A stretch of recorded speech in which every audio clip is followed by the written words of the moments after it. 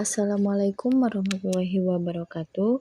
Perkenalkan, nama saya Siva Ayu Lestari, NPM 2201060022. Di sini saya akan menjelaskan tentang turunan. Ya, yang pertama itu 2 masalah dengan 1 tema. Masalah kita yang pertama adalah masalah yang sangat tua dan sudah muncul sejak masa ilmuwan besar Yunani Archimedes tahun 287 sampai 212 sebelum Masehi. Masalah yang kita maksudkan di sini adalah masalah kemiringan garis singgung. Masalah yang kedua lebih baru, mulai berkembang dari percobaan Kepler dari tahun 1571 sampai 1630. Galileo 1564 sampai 1642. Newton 1642 sampai 1727 dan lainnya untuk mendeskripsikan kecepatan sebuah benda yang bergerak, yaitu masalah kecepatan sesaat atau biasa disebut instantaneous velocity. 2 masalah tersebut, satu geometri dan satu mekanis, nampaknya tidak saling berkaitan. Sebenarnya kedua masalah tersebut merupakan masalah yang sama. Oke, yang selanjutnya kita akan membahas garis singgung. Garis singgung sendiri itu apa sih? Garis singgung merupakan gagasan Euclides tentang garis singgung sebagai garis yang menyentuh suatu kurva hanya pada satu titik. Benar untuk lingkaran pada gambar 1, tetapi sama sekali tidak memuaskan untuk kebanyakan kurva lain. Gagasan bahwa garis singgung pada suatu kurva di P sebagai garis yang paling baik mengaproksimasi kurva dekat P adalah lebih baik, tetapi masih tetap agak samar untuk kecermatan matematis. Konsep limit menyediakan suatu cara untuk memperoleh deskripsi terbaik. Misalkan P adalah sebuah titik pada suatu kurva dan misalkan Q adalah sebuah titik berdekatan yang dapat dipindah-pindahkan pada kurva tersebut, pandang garis yang melalui P dan Q disebut garis sekant atau tali busur. Garis singgung atau garis tangen di P adalah posisi pembatas jika ada dari garis sekant itu bila Q bergerak ke arah P di sepanjang kurva. Misalnya, kurva tersebut adalah grafik dari persamaan Y sama dengan Fx, maka P mempunyai koordinat C, F, C. Titik Q di dekatnya mempunyai koordinat C plus H, FC plus H, dan tali busur yang melalui P dan Q mempunyai kemiringan M sekant yang diberikan oleh M sekant itu F kali C plus H min FC per H. Nah, yang selanjutnya definisi garis singgung. Garis singgung pada kurva Y sama dengan Fx di titik P, CFC adalah garis yang melalui P dengan kemiringan M tan G sama dengan limit H mendekati 0, M sekant sama dengan lim H mendekati 0, FC plus H min FC plus per H. Asalkan bahwa limit ini ada dan bukan tak hingga atau min tak hingga. Nah, kita bisa ngambil contoh ya. Contohnya, carilah kemiringan garis singgung pada kurva Fx sama dengan x kuadrat di titik 2,4. Nah, lihat pada gambar itu. Nah, kita bisa menyelesaikan dengan garis yang kemiringannya kita cari diperlihatkan pada gambar 5. Terlihat jelas bahwa garis tersebut mempunyai kemiringan positif yang besar karena dia ke atas.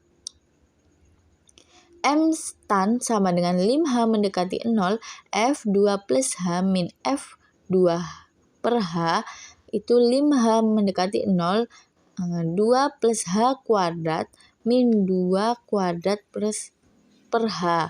Lim H mendekati 0, 4 tambah 4H tambah H kuadrat min 4 per H. Lim H mendekati 0, H 4 plus H per H sama dengan 4. Oke, selanjutnya selama detik kedua yakni dalam interval waktu mulai T sama dengan 1 sampai T sama dengan 2, P jatuh sejauh 64 sampai 16 sama dengan 48 feet. Kecepatan rata-ratanya adalah V rata-rata sama dengan 64 dikurang 16 per 2 min 1 sama dengan 48 feet per detik. Selama interval waktu dari T sama dengan 1 sampai T sama dengan 1,5, benda jatuh sejauh 16 dikali 1,5 pangkat 2 per 16 sama dengan 20 feet. Kecepatan rata-ratanya adalah V rata-rata sama dengan 16 dikali 1,5 pangkat 2 per 16 per 1,5 min 1 sama dengan 20 per 0,5 sama dengan 40 feet per detik. Demikian pula pada interval waktu T sama dengan 1 sampai T sama dengan 1,1 dan T sama dengan 1 sampai T sama dengan 1,01, kita hitung kecepatan rata-rata masing-masing adalah V rata-rata sama dengan 16 dikali 1,1 pangkat 2 min 16 per 1,1 min 1 sama dengan 3,36 per 0,1 sama dengan 3,36 feet per detik. V rata-rata sama dengan 16 dikali 1,01 pangkat 2 min 16 per 1,01 min 1 sama dengan 0,3216 per 0,01 sama dengan 32,16 feet per detik. Oke, lanjut yaitu kecepatan sesaat. Jika benda bergerak dari sepanjang garis koordinat dengan fungsi posisi ft, maka kecepatan sesaat pada saat c adalah v sama dengan 5h mendekati 0, v rata-rata sama dengan 5h mendekati 0, f kali c plus h min fc per h. Asalkan bahwa limit ini ada dan bentuk bukan lim tak hingga atau min tak hingga. Dalam kasus ft sama dengan 16t pangkat 2, kecepatan sesaat pada t sama dengan 1 adalah v sama dengan 5h mendekati 0, f1 plus h min f1 plus h, nah sama dengan 5h mendekati 0, 16 dikali 1 plus h kuadrat min 16 per h. 5h mendekati 0, 16 plus 32h plus 16h kuadrat min 16 per h. 5h mendekati 0, 32 ditambah 16h sama dengan 32. Nah, dari contoh ini contoh yang keempat. Sebuah benda awalnya diam, jatuh dikarenakan gaya berat. Carilah kecepatan pada T sama dengan 3,8 detik dan pada T sama dengan 5,4 detik. Nah, kita hitung kecepatan sesaat pada T sama dengan C detik. Karena Ft sama dengan 16T kuadrat, maka F sama dengan 5H mendekati 0, Fc plus H min Fc per H. 5H mendekati 0, 16 dikali C tambah H kuadrat min 16C kuadrat per H. 5H mendekati 0, 16C kuadrat ditambah 32CH plus 16H kuadrat min 16C kuadrat. 5H mendekati 0, 32C tambah 16H sama dengan 32C. Jadi, kecepatan sesaat pada T sama dengan 3,8 detik adalah 32 kali 3,8 sama dengan 121,6 feet per detik. Pada T sama dengan 5,4 detik adalah 32 kali 5,4 sama dengan 172,8 feet per detik. Laju perubahan. Kecepatan adalah suatu dari sekian banyaknya laju perubahan yang sangat penting dalam kuliah ini.